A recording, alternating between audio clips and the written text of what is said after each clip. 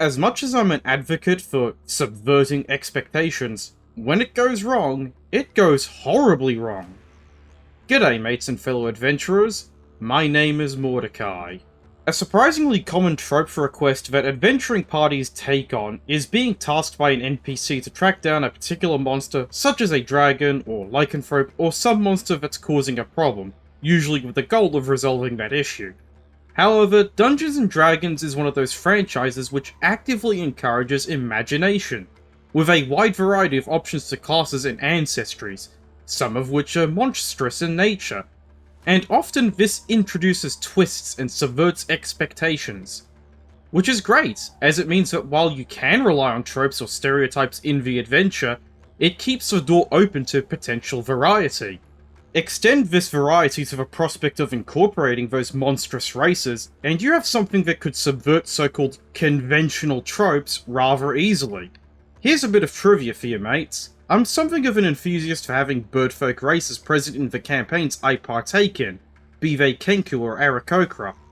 Part of that is because, like having any monstrous race present, it keeps the door open to allow for trope anticipation to be overthrown. Though, sometimes, having regular expectations play out can also be rather creative, depending on how it's done. Something that I cannot argue against, however, is that there are some expectations which should not be broken under any circumstance. The narrative I have for this video is a testament as to why that is. Let us embark into the walkabout territories known as r/RPGHorrorStories. The story we're recounting the tale of today is titled DM Turns Party into Monsters, DMPC Easily Kills Entire Party, and is written by Reddit user MysteryFox1618. This was the most bizarre experience I've ever had. It was meant to be a D&D 5e one-shot, with homebrew elements run in person by someone I didn't know too well. I was invited by my friend who was another player, and they told me that this DM had been really good in the past. I took their word for it and agreed to join the one-shot. The party consisted of me, a bard, my friend playing a cleric, a barbarian and sorcerer, and of course, the DM. The one-shot started pretty standard, all things considered, with no red flags. The party met in a tavern as a group of strangers who all took the same job from an adventurer's wanted poster. We met with the NPC who assigned the job and were sent on our way. Our party had to travel up this dangerous, spooky mountain to what appeared to be an abandoned manor at the top.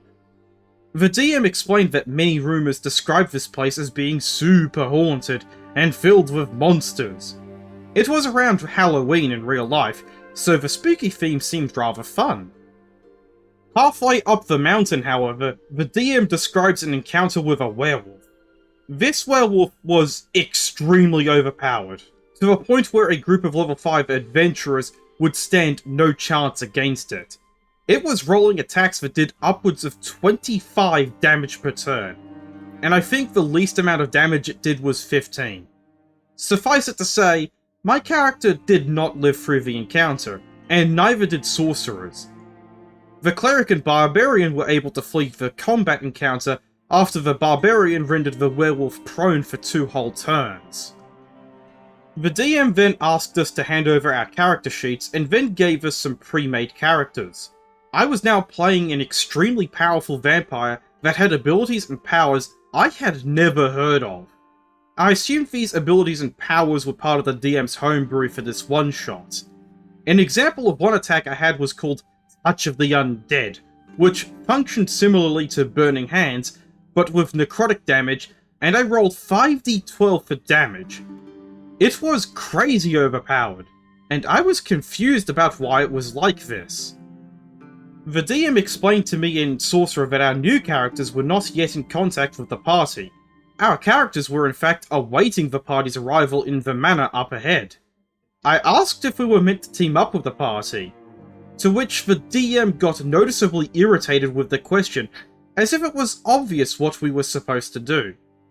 The DM then told me that Sorcerer and I would stop at nothing to see the party eradicated. Sorcerer mentioned that our characters seemed too strong for Cleric and Barbarian alone, and the DM told him that there was a reason for it. we carried on. The cleric and barbarian finally managed to make it to the manor after barely avoiding and escaping 3 other overpowered monster encounters. They both had extremely low health, and cleric was almost out of spell slots. They tried to find an alternative entrance to the manor, not wanting to use the front doors that were an obvious trap, but the DM railroaded them into using the doors anyway. As they entered the manor, they encountered Sorcerer and I. We all rolled for initiative, and the battle was over in 1 round. The DM then handed Cleric and Barbarian new character sheets that were also overpowered monsters. Let's take a break from the story. So when I mentioned earlier about expectations that should not be broken under any circumstance, this is a perfect example of that. If the DM wanted the players to play as pre-made characters, what you don't do is ask your players to create their own characters for the campaign or one-shot. Because at that point, mates, someone is going to at the very least feel as though their time has been wasted for effectively very little in the moment, even if we assume the characters the players have made can be recycled for future games. If you're ever wondering if stuff like this and railroading are often considered to be disrespectful towards your players, then congratulations, mates, you're one step ahead of this DM. Let's get back to the story, mates, and see how else the problem DM subverts expectations. At this moment, suddenly, a paladin in shining golden armor bursts through the front doors, with him announcing, "I have come to stop your reign of terror, monsters! You will pay for the innocent lives you've taken!" He yells as he points his sword at you threateningly. You all recognize him as the legendary elf paladin Elwyn Clary, vanquisher of evil and slayer of monsters. The DM said this to all of us with every bit of seriousness. We exchanged looks with each other. I don't think any of us knew how to react. The DM gave us a look that was a mix of irritation and confusion. "Aren't you going to attack him?" the DM taunted. The barbarian rolled to attack, landing a natural 20 plus 7 to hit. "It misses," the DM said with a smug smile. Yeah, we proceed to get our nonsense absolutely rocked by this DMPC.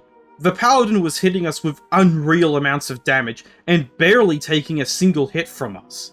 I think we were able to hit him twice in total, maybe just once. I'm not sure what the paladin's AC was, but it was insanely high. My monster character had a total of about 300-ish health, and I was downed in 2 turns. The levels of damage he was dealing made 0 sense. After the overpowered DMPC paladin effortlessly wiped out our entire party, the DM thanked us for coming to their game, and asked how we all felt about it. The barbarian was dead honest, and told the DM that the whole thing was completely ridiculous.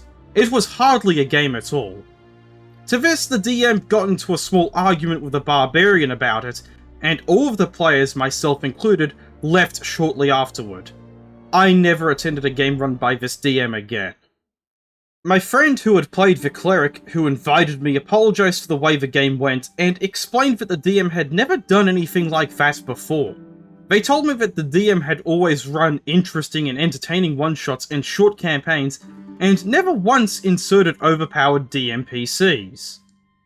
The cleric did mention that the DM had NPC characters that were clearly based on DM's past campaign characters, but they had supposedly never been problematic, and served more as shoutouts to past campaigns the DM took part in. Cleric participated in one other one-shot run by the DM after this, and they told me that they left early because the DM was inserting overpowered enemies, and the cleric did not want to stick around for the eventual DMPC boss fight. And that's how the tale concludes. Oh hey, look everyone, it's an overpowered DMPC, coming along to steal the spotlight out from under the other player characters at the table.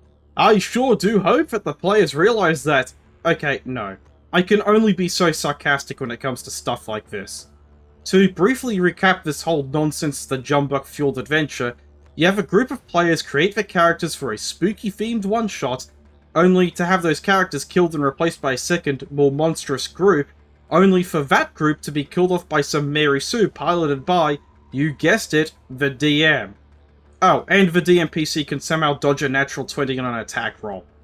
You see, I can appreciate that this entire one-shot is a seemingly clever subversion of expectations, from the angle that it showcases a practical demonstration on why things like player agency being expunged is a comically bad idea.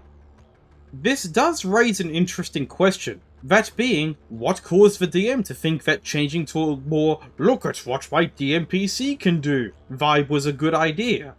My best guess, mates, is that the DM wanted to experiment with creativity by introducing more and more overpowered elements and even different styles of story writing, but never actually considered what the results would be ahead of time. And I get that a bait and switch could be a tee-hee funny haha joke if it was done cleverly.